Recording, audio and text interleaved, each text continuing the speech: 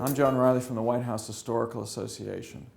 If you're a young child and you move into the White House, depending on historically when you would have done that, but let's just say today, what are the fun things you can do at the White House? What is it like to try to have to live a normal life in the White House when you are the first kid? There are many things that are fun to do within the walls of the White House and within the 18 acres that make up your front and backyard. There's a fence around the White House, and so you've got the White House in the center, and you've got the south lawn and the north lawn. Most of the fun things happen either within the house or under the house in some cases, or on the south lawn. So for instance, there is a theater.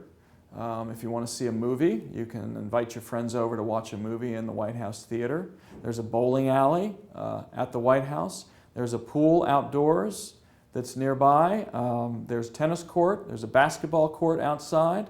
There are chefs that will make you something to eat, I'm sure.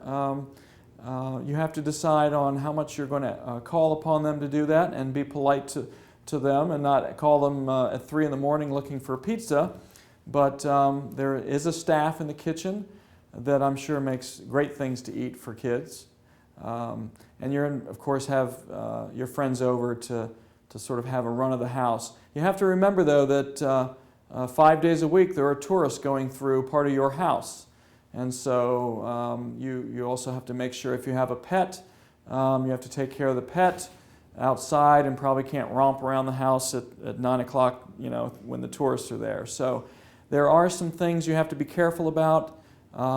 It can feel a little constrained and maybe lonely because you can't go where you want whenever you want anymore. But you have to balance that with all the great things you can do in those 4 or 8 years that you get to live at the White House.